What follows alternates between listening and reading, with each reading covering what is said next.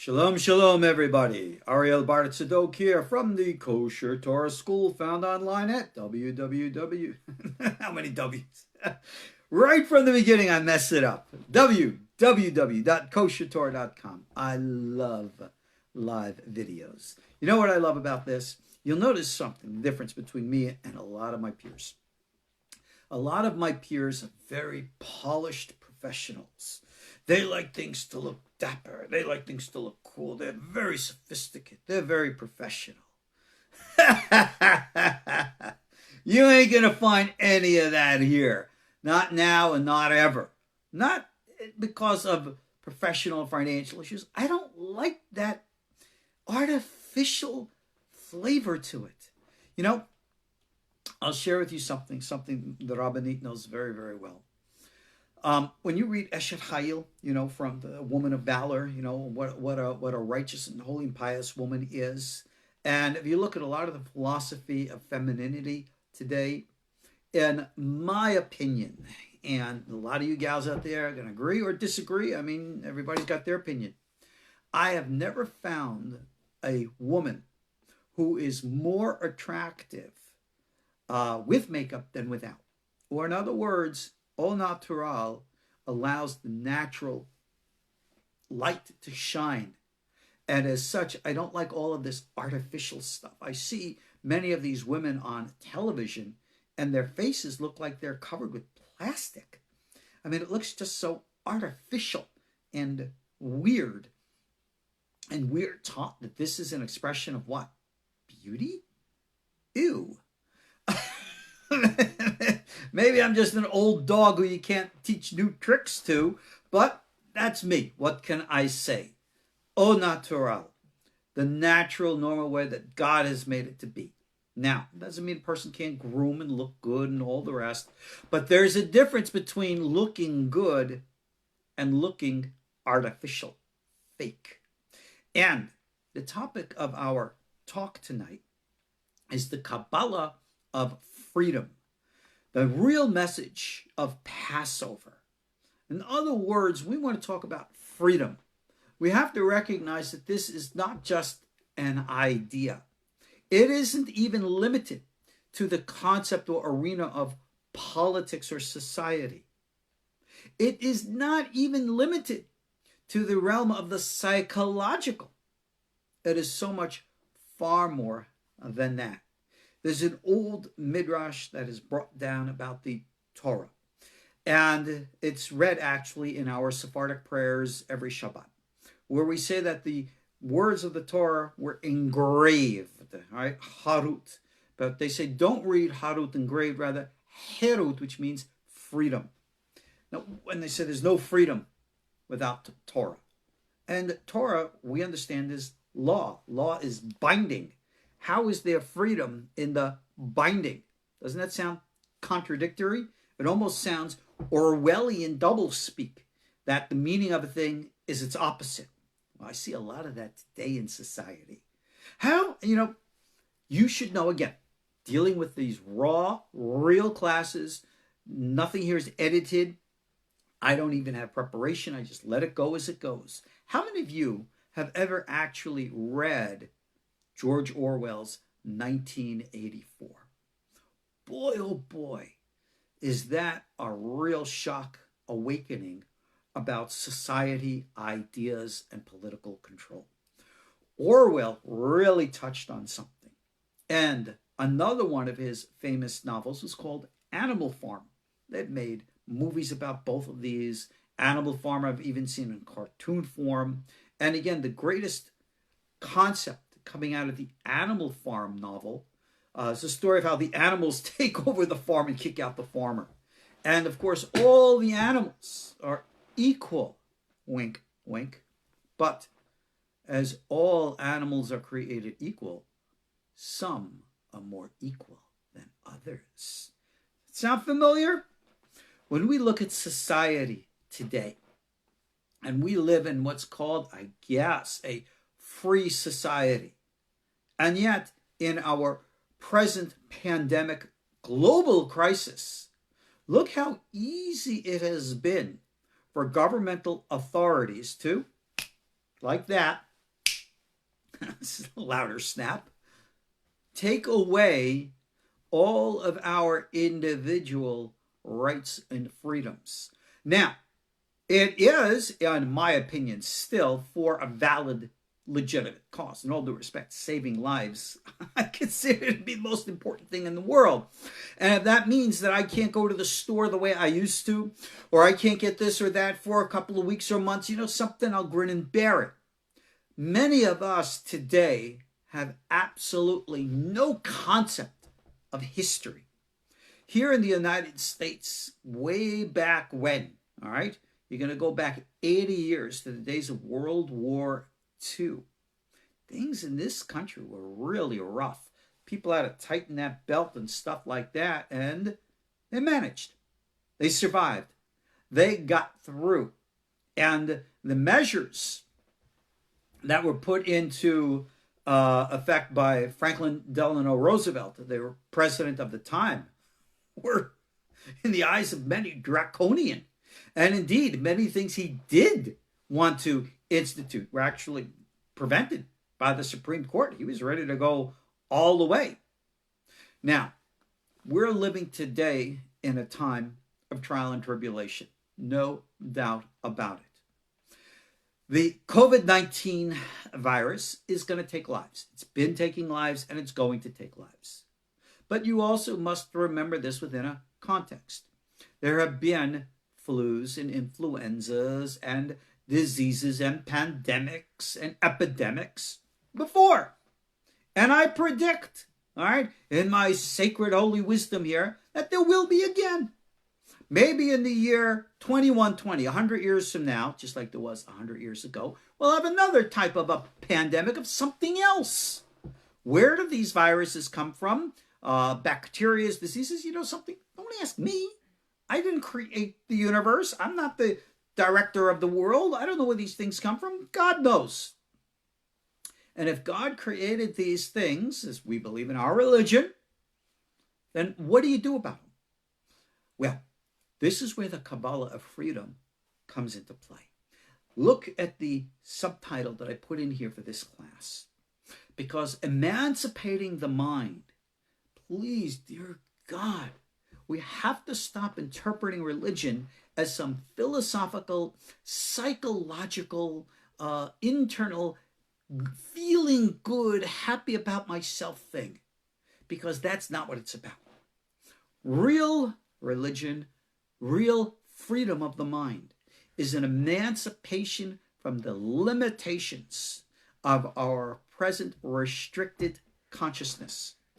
And in the language of modern terminology, that means the experience of and the interactions with what we call ESP, extrasensory perception, cultivating, developing, and experiencing psychic abilities. In Torah tradition, this has always been called Ruah HaKodesh, divine inspiration, and it leads us to what we call the spirit of prophecy. We have to take these things out of the fantasaical realm of those people who speculate about this stuff philosophically in religion and bring it down to earth and the reality of the experiences thereof. Because real freedom means freedom from falsehood, freedom from fantasy, freedom from delusion. We have a term in Halacha, Torah, called Havdalah. And we always say, Hamavdil ben Kodesh L'chol, ben Or Lahoshech, to separate between what we call the sacred and the profane, and between the whole and light and darkness. Well, let's just define some terms here. Let's extract some terminology out of the fantasy of religion and into the reality of experience. Righteousness, tzedakah. Let's start with that. You know what righteousness means? It comes from the root in Hebrew, tzedakah. Tzodek means to do what's right. What does it mean to do what's right? I'm just wasting time here for you to think about that for a second. What does it mean to do what's right? I have an answer for you, but my answer is a statement. Dramatic pause again. Do you really need for me to tell you what's right? Really? You really don't know? You really have no idea what's the difference between right and wrong? I mean, yeah, you have the basics of like the 10 Commandments, basic fundamental morality, decency, good, righteous, normal behavior, and respect. I mean, isn't this common sense? Which I guess in our world today, where everything is so flipped around, is not common anymore.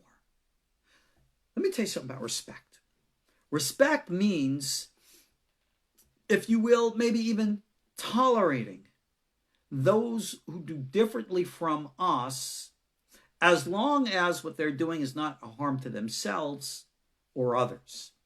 Now, our modern world today is full of ideas, opinions, beliefs, and of course actions of everybody doing everything under the sun in every which way, which contradicts a Torah way of life. Okay, what am I going to do about it? Who the heck says I'm supposed to do anything about it? What do you think I am? I'm just this little guy in the old natural office here, just being normal. But I'm going to tell you this. You and I are going to disagree.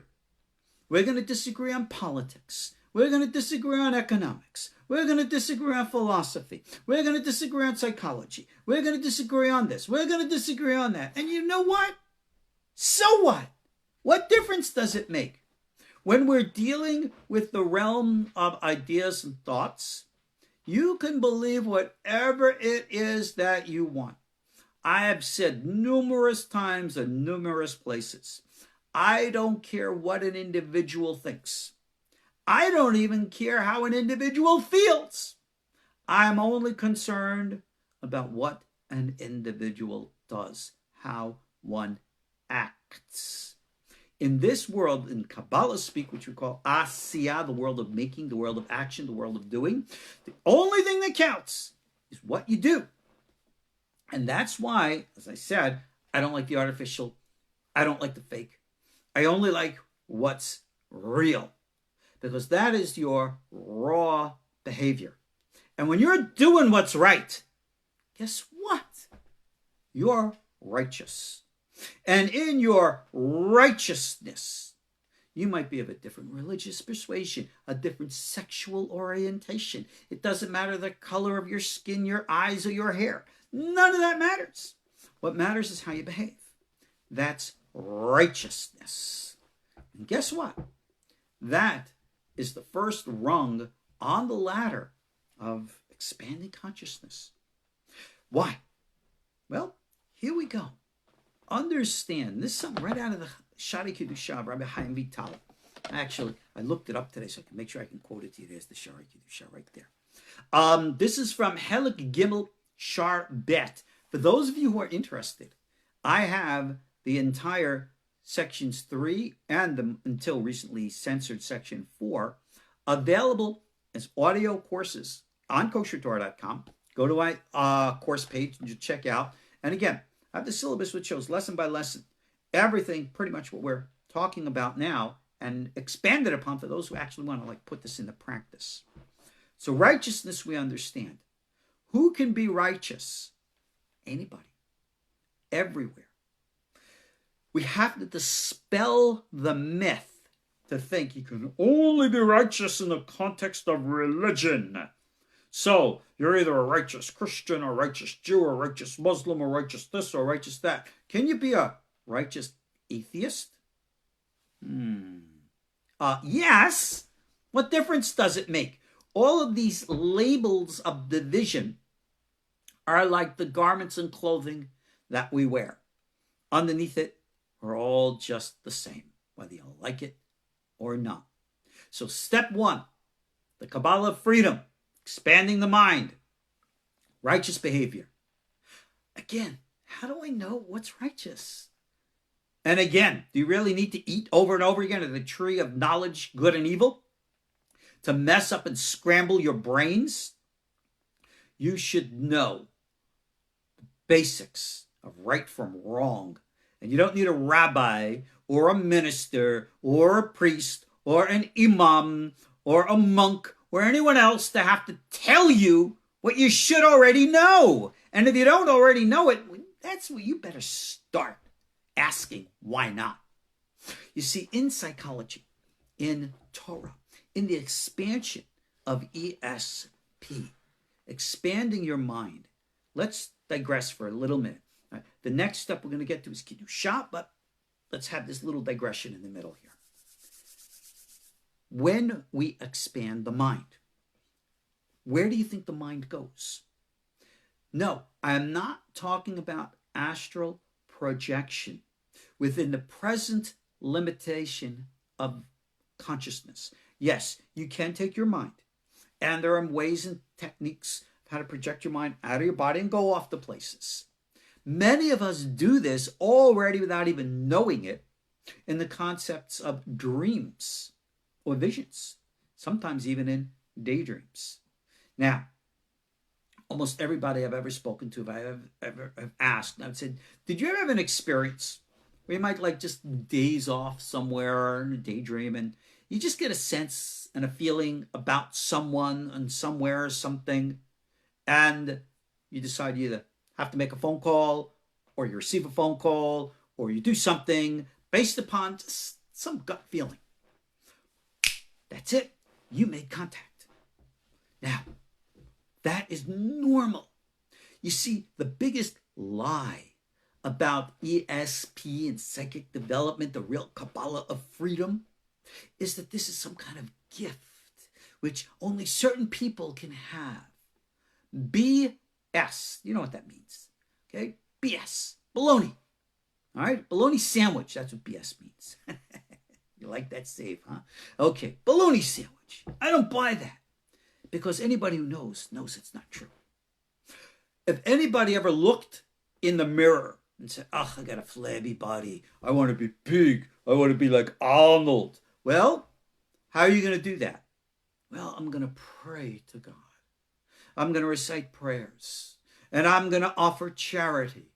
And I'm going to sit here and I'm going to pray. And I'm going to look. And God's going to bless me with muscles. Yeah, okay, I think we need to maybe have a talk with a psychiatrist if that's what you believe. And unfortunately, some people do.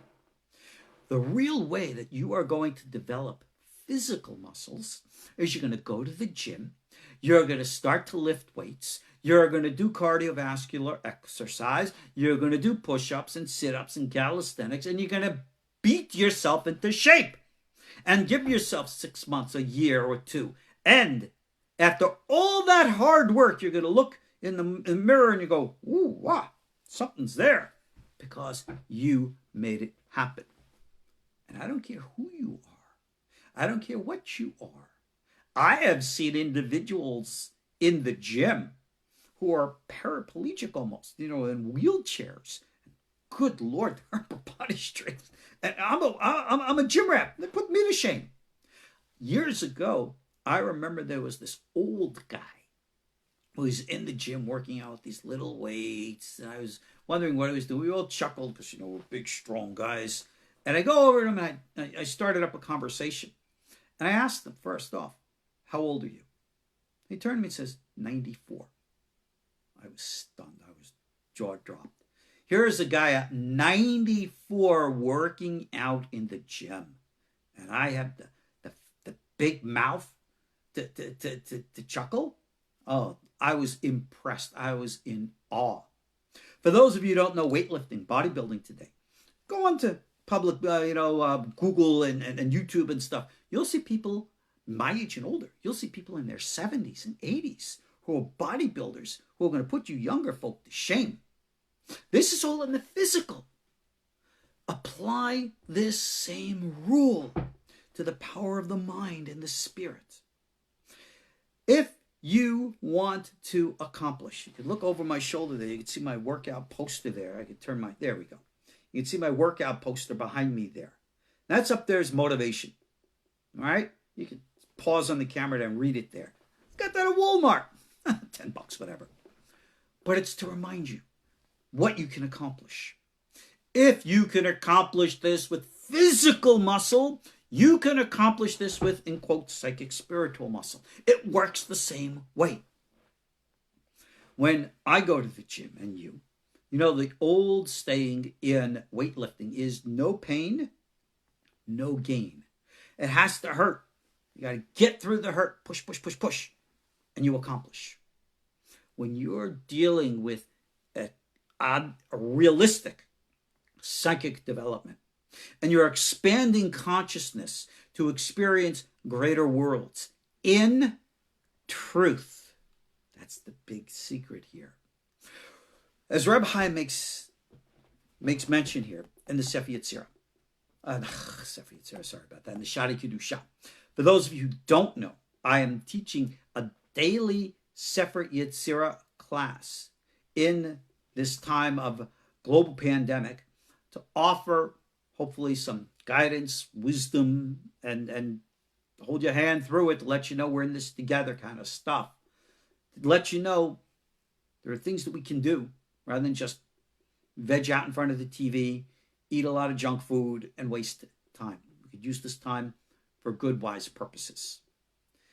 When we ascend, the first thing you must recognize in ascent, expanding consciousness, is its actual psychological nature.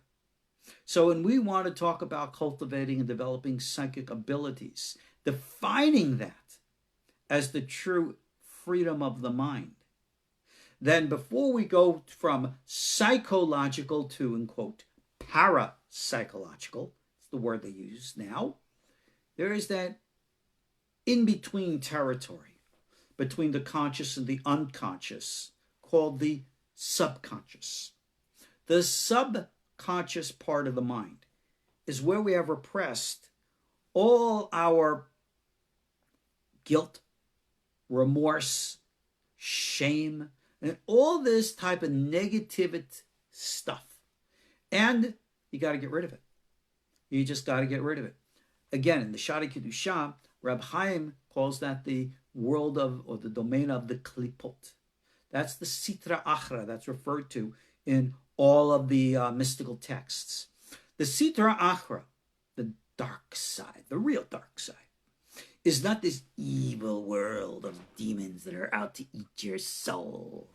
No, it's a vibrational energy of consciousness, which is a construct of incongruent energy, wherein which we feed into and tap into based upon our own incongruence of energy. When we talk about, in Hebrew, teshuvah, repentance, again, take it out of the mythology of religion and deal with it as a return to one's own higher self. Well, step one in this is always called, Rambam, he outlines this, harata, right? Vidui and harata. You have to first really regret what you did, and then you have to confess it. You got to be able to fess up to what you've done. Now, what exactly is a sin? Well, you could say, you know what? I violated the Sabbath. Yeah, there was a time when I would go out driving on a Saturday afternoon. Is that really a problem for you? Is that really an emotional, disturbing issue for you? For most people who are secular, for most people what we call ba'alei teshuvah, repenters and stuff, not really. No issue with that. No one really cares. That's not an issue. That's not a problem. But there are behaviors that other people have done in their lives that they really feel bad about.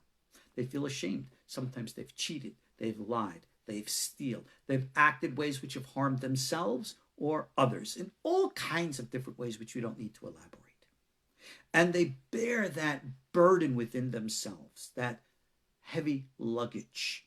It screws up their lives, it messes up their relationships, and it haunts them like an individual demon. Well, that's the, in quote, BS, garbage. It's got to be cleaned out. And yes, you could turn to a proper psychological therapist for that, Many people will turn to religious paths of self-introspection. But many people who want to be academic and theoretical and live in the fantasy of religion, they don't care.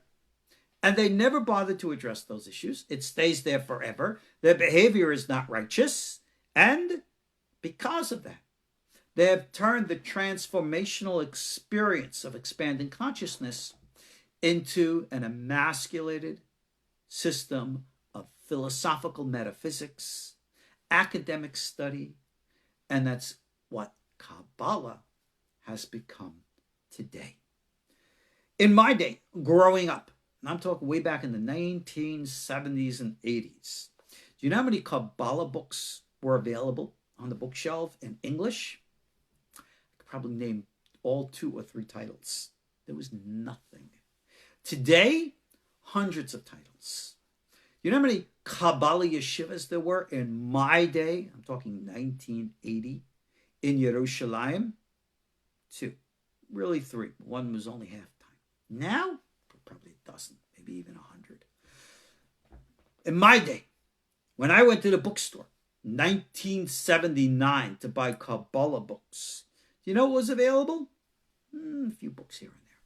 Now, full sections, shelves and shelves and shelves. But if you look at the vast majority of it, all it is academic and theoretical. It's philosophical metaphysics. And in my opinion, while it is very much entertaining, it's not necessarily enlightening. I've had many friends and students, fellow rabbis, who have studied the Kitvari. And they study it. And they say, okay, yeah, I learned it. Okay, you got this world and that world, this mochin, that mochin, etc. And they shrug their shoulders, so what? They fail to recognize what the value of what Chaim Vital's contribution really was. Because they're looking at it as some type of external metaphysics, as opposed to the internal psychology that it was meant. Now, here's the point specifically about Chaim Vital. Chaim Vital was, if you will, one of us. He was, and I've written about this, published it in Walking in the Fire. I call him an eclectic Kabbalist. He was, I don't want to say anything that would be interpreted as disparaging, but he was out there. People think I'm crazy. He was crazier than I am. All right, people would use the term today, fringe. Well, Reb Hayim was more than fringe. Of course, we all observe Torah mitzvah. That's not even a question. But what he was doing, with his interactions with alchemy and magic and talking with the jinn and all this other wild and weird stuff, he was out there. I have another course on KosherTorah from the Book of Visions, which is Rabbi Chaim Vital's autobiography. Again, check out my course page. And I have a couple, at least one, I think, of those lessons is available on my YouTube channel. You can check that stuff out. He didn't study and practice academic Kabbalah. Today, academic theoretical Kabbalah is based on Chaim Vital. But he was the last one in the world who was like that. Over the years, they censored out most of his magical, meditative stuff. Sha'arei Kedusha, when he wrote it, he said, you know what? The old ways are gone. People have forgotten what to do. So he wrote the book to explain the nature of psychic energy, which is section 1. Moralistic reproving, he said, get your act together. Righteousness, section 2. The outline of the psychic spiritual world, section 3. And then section 4, the practical experience of psychic ascent. Well, that section was considered verboten, and the rabbis who published the book intentionally censored out section 4. So when he wrote that book in the late 1500s, early 1600s, section 4 was not published until 1990. Whoa, long time. And it was only brought to press by one publishing house because they wanted to beat out the other publishing house that was taking it to press. But that's the reality of things. Righteous behavior. Get yourself right. Get out of the BS, the artificial, the fantasy, and get down to the real. Specifically, with regards to what's happening with this virus now. You've heard me talk about this over and over and over and over again. The right and proper way to deal with our present pandemic is not with pharisaical, false ideas of religious beliefs and faith, where in which you just say, I'm going to do my religious duties, I'm going to trust in God. Well, go take a look at the long list of religious leaders who, because they didn't observe the proper laws of this physical universe, are now dead. Okay? Because they didn't pay attention. Christian ministers, Jewish rabbis, the lists go on and on. You do not mess with the laws of this world of Asiyah, which God has made. So therefore, if you have to wash your hands and practice social distancing, don't go around and say, well, we need to gather together for our religious services, whether it be a Christian Easter or a Jewish minyan. You know what? There are ways and ways to do things, in all due respect. We have a sense of unity psychically that transcends the physical. So don't go limiting yourself and saying, well, it's a matter of my freedom. Yeah, you know what? You can take a gun, shoot yourself in the head for freedom. I really don't recommend doing stupid stuff. Righteousness, common sense, do it now. This is how we avoid having that subconscious mess and garbage that needs to be addressed. But once we start addressing that, and we see certain individuals, people, who are absolute SOBs, and you know what I mean by that one too, okay? Nasty people who don't give a darn. They're selfish, they're arrogant, they're elitist, they don't care who they hurt, they don't care what they do. You know something? That's real evil. And people like that are toxic, and I will encourage you, just stay away from people like that. If they're like a black hole, understand the laws of the black hole. It sucks things in. It'll suck you in. Stay out of its, event horizons. Stay away. And for your individual self, your dark stuff, you go through the process. And then you got to rise to that next level. And this is where you're going to find real psychic actuality comes in. We call that in the Bible Kedusha. Kedusha, holiness, is not a religious concept. It's an energetic concept. Biblically speaking, we have interpreted Kedusha to be an application of certain energetic values with regards to dietary issues, sexual moralities, and the like. Well, that all is true, but it's far more than that. You see, when we're dealing with the inner energies within, we have to have the proper calibration and balance so that the, quote, negativities that we create upon ourselves can be dissipated and removed.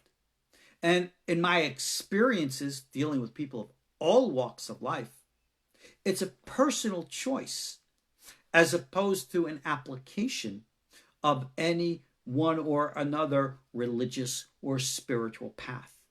In other words, anybody and everybody can have that level of experience. Now, there's a big difference. Yeah, it is. Inner checks and balances. Remember, the whole concept is balance. But the point here is this. Anybody can have an experience. Today we call these psychic experiences close encounters. And you have close encounters of all different kinds. You all know that term, close encounters, from Steven Spielberg's famous movie. Well, let me just share with you this.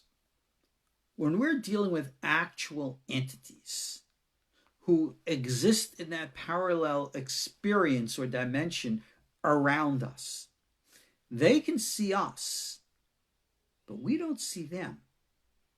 It's an energy thing. It's a dimensional thing. And as such, here, for example, you know what two-dimensional reality is like? Like a flat line, okay? So here, I can go this way, I can go that way in my two-dimensional reality. But if I'm up here, guy in a two-dimensional reality can't see me. He has no idea that I even exist unless I come down into his reality. Well, dealing with that fourth dimension or even fifth dimension entities. It's the kind of the same way. They could see us, but we can't see them. So what we need to do, rather than just accept this or reject it as a philosophical concept, oh, there is such a thing, there is no such thing. You know what? Go see with your own eyes. See it for yourselves. So, this is what our experience, the Kabbalah of Freedom, is all about. Learning to emancipate yourself from the archetypal slavery, which we call today Egypt. When we observe the Passover holiday, all right, we do the Seder. Remember this. The Seder itself says, all right, one who does not see oneself as if one has come forth from Egypt has not fulfilled the obligation. The purpose of the Seder is not so much to remember an historical event from 3,500 or so years ago. It is the acting out of an archetype, of an expression of freedom. If your idea and concept of Passover is exclusively national and historical, then it's only a holiday for Jews. But when you recognize the archetypal and universal value in what the Haggadah is saying, then its message is universal. This is actually an interesting point because in Judaism, in the observance of the religion, questions have been asked, can you invite non-Jews to the Passover Seder? Right? Because it says right in the Bible that a stranger is, I think, the biblical word, should not partake. Yeah, but the Bible is talking about partaking of the Passover sacrifice in the temple.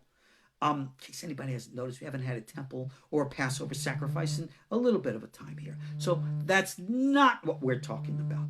What we are talking about is something else. What we are talking about is the inner meaning, the inner essence of what freedom is all about. Out of Egypt. Somebody's trying to call me, believe it or not. Gotta decline it. There we go. Out of Egypt. Egypt is an archetype. The word Mitzrayim, all right, the Ariel talks about this. As a matter of fact, for those of you who are interested, in my ebook, The Cycles of the Year from Passover to Shavuot, I have the Kabbalistic Kavanot in written form, about the Passover Seder and the meaning of the archetype of the mitzvot and the like. I have the audio lessons of that available on my YouTube channel. Go check it out there. When we're dealing with the archetype, the symbolic meaning, this then takes on a life beyond the limitations of a national historical significance.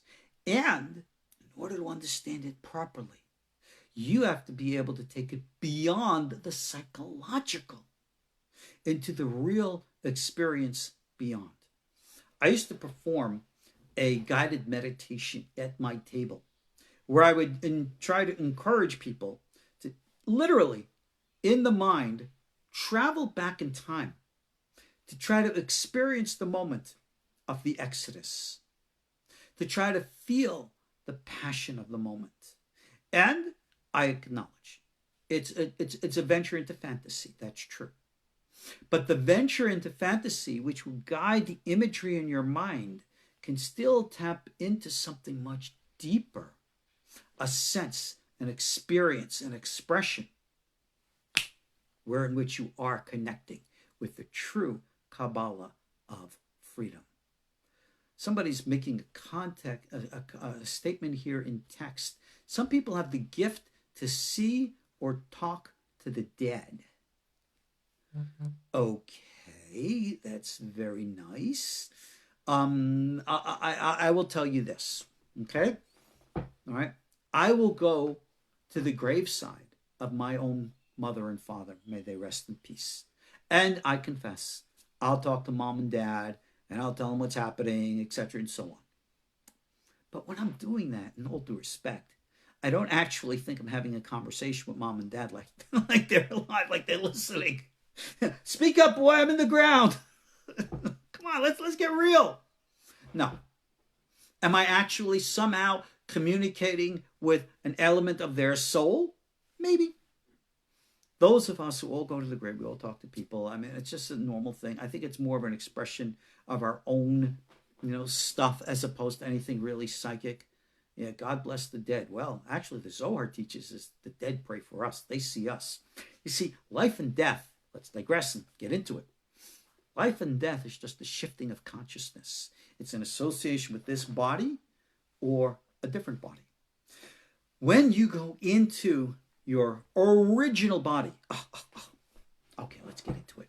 Go onto YouTube, Secrets of Life and Death. I have the classes up there. Right now, I said I caught myself in a little misstatement. You don't go into another body when you die. You're actually in that body right now. We call that body the Halukah Darabanan. That's your energy body. And it's in the physical body. But what disconnects them? That klipa, which we call the subconscious, which is that garbage and gunk, which again has to be cleared out. Oh, you're going to do it in this life, or you'll do it in the grave. That's what they call chibut hakever. So it's got to get done. But when you get back into that higher reality, when you get back into your original body, you're in that other realm. The actual form of the entities of that realm are what is today referred to as orbs, light. They're just balls of energy. In Kabbalah speak, they are said to have bodies made up of fire and air, whatever that means. But they're energetic. So if you were to see an orb, and that is, I don't know, an angel, a shed, a Ruah, or whatever it is, how do I communicate with it? Did you ever try talking to a ball of light? I don't speak light. I don't speak ball. So how do I communicate?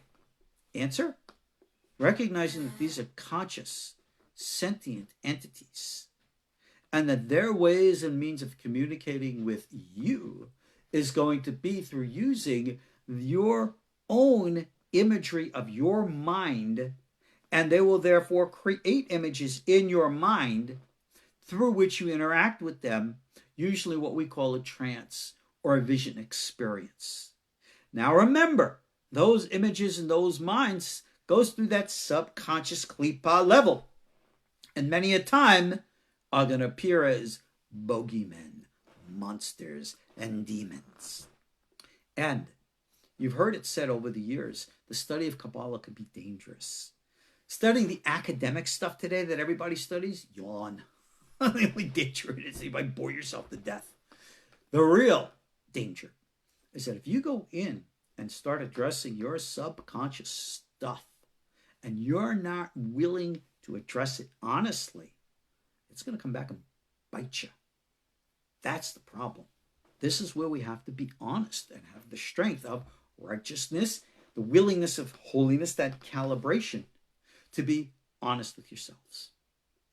Look at people who are today known to be honestly, successfully psychic. You will find that there's a common trait within them all. They're usually very grounded, down-to-earth people. Now, you have a lot of phony balonies out there. This one says, I'm a psychic, and I can see this, and this one. And you know what? They may have some contact, but some contact isn't it. The Torah says that if your contact is not pure, 100%, then you're in the domain of what we call a false prophet. All right? So who does that include? Almost everybody. There have been people over the years who very well had contact and understood things, and for the most part kept most of that quiet, because I don't think the vast majority of our world is ready to experience the reality in which we live. Now, I can use metaphors like the movie The Matrix and say, yes, we are living in a matrix. No, we're not actually, like batteries in a big machine of robots. No, that's fantasy. But the reality in which we're living in here is a program. I don't know what else to call it. Almost like the entire sense of reality of this structure is a should I use the word super, super duper computerized program? The laws of nature. That's the program. That which we call God has ordained. And yeah, we live in accordance to those rules. And remember I talked about the entities that come from the higher dimension? Think of them as like, if you will, players coming into our computer game. And they're like avatars. They take on bodies for the time that they come, and then they go out back to their home. We can't do that. But that's the facade of this world. So think of us, each one of us for real, as being avatars in the real world, and that this world is our computer game. But somehow we forgot that we're in a computer game and we've mistaken this world to be real. That's a pretty good analogy of where things are at. And the Kabbalah of Freedom is to reconnect to our source. That is what we call in Hebrew tikkun. So, when we want to talk about cultivating Ruah HaKodesh, divine inspiration, yes, it does mean developing psychic abilities, being intuitive, knowing things. I'll give an example, all right? Rabbanit is right here. She listens to my classes all the time. Great righteous woman as she is. All right, I've been trying to drag her onto the camera. I know some of you wanted me to do that for a while, but she sits there. She's not ready for that. Okay. But every now and then, she will have a very deep insight. And she knows that that's real. And I'll ask her to explain it. She'll offer this excuse, that experience. And I said, no, there's something deeper. It gets so deep, she doesn't even know it herself, but she knows. All right? I can give a couple of examples now. She's listened, she'll know. I had an opportunity of a business opportunity way back last summer. And everything was proceeding. She, don't do this. These people cannot be trusted. And she intervened. And I was very upset. Deal didn't go through. In hindsight, I looked back and I saw the wisdom. She didn't even know what she was doing at the time, but I saw the wisdom. I knew that the forces and the powers that she was channeling were real at a depth that she didn't even know herself. Last month, we were thinking of going to New York for Purim. We were going to go up there, do stuff, etc. This is all before the big outbreak of the virus. Not going up there. We had this plan for months. Not going. Virus stuff. I said, don't you think you're a little premature? No. She was right again. Now, I'll tell you something about the Rabbanit. Right? She doesn't sit there for hours and hours doing meditation.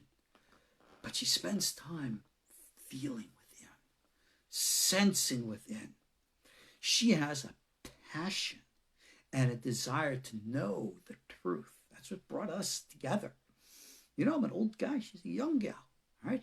But that which binds us is that intensity for knowing truth. And that is a special commodity. So it makes her the Eshet Chayil that she is. I give you the example in my experience, and you each have your own. And that's what you need to focus on. So when it comes now to developing real psychic abilities, let's dispel with the mythology, the fantasy, the fake, the plastic, and get real. You have to deal and address your own subconscious klipot. You have to look inside yourself and clean that out. That is what's important. Only when you can do that will you see how your eyes get clear and you're able to see. You wear glasses? I wear glasses. These are my reading glasses. I put these on so I can actually read your comments on the screen here, because otherwise I can't see anything. That's what happens when you get to be an old dog like me. Hard to teach new tricks. But the point is, all right, if you can't learn to see clearly, then everything you see will be what's called, Rabbi Hayim calls it correctly, a klipa. It's a husk, a shell, like a veil over your eyes. You don't see clearly. And that's why you need to go through the catharsis of experience to see beyond these things. Many people try to jumpstart the spiritual. And by doing so, they try to take drugs and things like that. Well, yeah, the drugs that you take, will shoot you into that higher experience. The problem is, hey, sweetie, the problem is the experience of the drugs is actually going to include your klipa. It's going to shoot you straight into the klipa, straight into your subconscious without clearing it. And everything that you then see becomes contaminated. I've spoken with people who do drugs all the time. And they say, I've had this experience and that experience. And I talked about this in a recent Sefer Yetzirah class. Somebody actually made a comment in text saying, he's not going to try to convince me, but he's had experiences. I know you've had experiences. I speak to people who have experiences all the time. Me, I've never done drugs. I don't want to do drugs. I have no interest in drugs. It's not my path. If you do not have clarity, then you will not know reality. It's like having all that plastic over your face. It's not real. And that's why drugs are bad, because they will shoot you into your subconscious before your unconscious is prepared. So you gotta do the real route. Now, we are not Amazonian shamans. We are not peyote Native Americans. That's not our traditions. You have to live in that world, in that culture, by those rules in order to accomplish by that path. And that's not what we do today.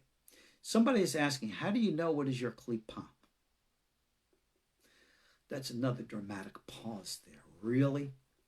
You really can't tell the difference between truth and falsehood? Well, that is what you need to know. You should know in morals and values the difference between right from wrong, right?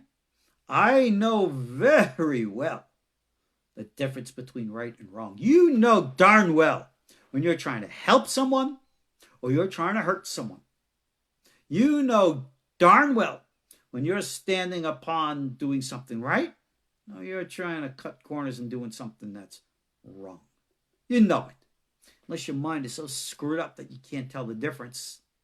And then you really got to address some stuff in your life. But now, with regards to energy, remember the whole universe is energy. Everything is energy. The reality of everything is energy. Or orbs, balls of light, conscious energy. You're a ball of light, conscious energy. That's what it is. As such, experience is the only way to know. Somebody's talking about your inner klipa. I'm answering your question because your klipa is the hindrances in your mind, in your emotions, which are preventing you from having clarity. And that inhibitions, prohibitions are your fantasies and your delusions. Now, I'll give an example in our Judaic context. This is right out of Rabbi Hayim Vital. When it comes to the observance of our halacha, our Jewish laws, many of the present observances today are superfluous, unnecessary, additional stringencies, which, in my opinion, should be abandoned and thrown in the trash because they are completely unnecessary, they're distracting, and in my opinion, harmful to the observance of true Torah observance. Reb Hayim even goes so far as to call pshat, the simplistic expression of our religion, the shivcha lematronita, the slave to the madam, to the mistress, the matron of the house, the Shekhinah. Essentially, our observance of commandments is a means to an end. And as the Torah teaches us in the Kabbalah, that once Mashiach comes, we rise to that global elevation. The mitzvot as we observe them today, we're not going to need them anymore. Rambam wisely said, we don't need a temple with animal sacrifices anymore. That was only a means to an end at the time. Today, and when Mashiach comes, we're not going to have animal sacrifices. We've so far outgrown that. And anyone who thinks that that's what the future holds, again, is holding on to a delusional concept, which is very dangerous. Religious extremism, fundamentalism, narrow-mindedness is a very big danger. So in order to, in our religious context, within the Orthodox religious context, to deal with our individual klipot, we have to really understand Torah. We have to understand Gemara. This is why our rabbis for thousands of years have been emphatic of studying Gemara. Why? Because Gemara teaching, teaches you how to be intellectual and to think. And when you study Gemara properly with the Agadot, weaving the left and the right, the intellectual with the intuitive. And you'll notice in Talmud, the Gemara, is not a Jewish New Testament. It's not, in quote, the Word of God. No, it's the Word of men. It's an encyclopedia. It has all kinds of different ideas and beliefs in it. And it teaches you that fluidity of thought. That's what makes Gemara study so profound. So that when you have to address issues of thought and thinking, you can indeed have the sense of self-referral to go back within. Again, somebody's asking me in text about the red heifer, the para aduma. Well, there have been red heifers. You need the ashes of the red heifer to become ritually pure. And if we have a Kohen who can offer the red heifer and create the ashes, we can create ritual purity, which would be necessary for temple observance in biblical fashion. But we don't have a Kohen, a priest, an Aaronic priest, who today is ritually pure, who could perform the sacrifice of a red heifer. So it's a catch-22. No way it can be done today till somehow, somewhere, something happens that we just don't know. Can't build a third temple today. So sorry, we don't have the ritual purity to do it. And that's why both the Talmudic tradition and the Zoharic tradition says the third temple is going to come ready built from heaven. Maybe that's a symbolic metaphor. Maybe it's a reference to the landing of an actual mothership from outer space. I guess time will tell. But if you want to know freedom, you have to start the hard path, no pain, no gain, of digging through the inside, removing your klipot, which means getting through your subconscious, getting through your denials, getting through your lies, getting back to the real and to the raw.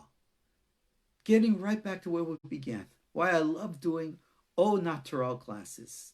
Right? I'm going to scratch my nose. I'm going to move my glasses. Sierra's going to come in. She might sometimes sit on the couch and scratch herself or lick at their bowl or whatever. I don't care. It's the real world. Get real. That is the first step on the ladder to ascent. Then you behave properly. Righteousness. Calibrate your energy. Holiness. Expand your mind. Be willing to experience these things and don't be afraid. You're going to have experiences. Like I told you, all right? I give the example, not of myself. I've practiced this stuff for 30 years. My Rabbanit, God bless her, all right? A lot younger than I am. She doesn't have 30 years of experience like I do. But she has something equal to everything that I have had to learn from the outside, she's got from the inside. Well, what do you know? Is she psychically spiritual, a mystic medium? No. She's a regular, down-to-earth, normal person. If you ever met her, she's the sweetest gal in the world. Don't get her angry. Good advice for every husband out there. But recognize the reality of what I'm saying. For some people, this can come easy. For some people, it takes effort. For Rabbani, second nature. Maybe that's because she's a woman. Malchut, Shekhinah kind of stuff. For me, I had to go through the long, hard way. It's like with me learning martial arts. Right? Yeah, I accomplished. I've been doing it for 50 years. Yeah, I got it, okay? But it took me a heck of a lot more time with a lot more effort than a lot of the Chinese guys I was learning with way back in my teenage years. But that was a fish to water. For me, it was a fish to sand. I had to learn. But you learn. You can do this. Every one of us can do this. But you have to start by saying, enough of the academic, enough of the theoretical, enough of the entertainment. Let's get real. My courses are out there for you. If you want them, check them out online. They're available for you. Right now, when we have the time, because of social distancing, we're at home, now's the time you can study. Don't let finances ever be a consideration. You got a problem with finances, you email me, you call me, we'll work out a deal. Because what's more important than money is for you to make contact. See with your own eyes. Don't take my word for it. See for yourselves. That is the Kabbalah of freedom. That is the true message of Passover. And that is what we need to do. So, in the wise words of Hillel, let's conclude. Zil Gamar. Go do it. All right. Ariel Bar Tzadok here. Kosher Torah School. KosherTorah.com. For my Rabbanit, for my darling little Sierra. Hag Sameach. Moadim L'Simcha. Blessings to us all. Stay safe. Stay smart. Do what you need to do. Talk to you all soon. Shalom.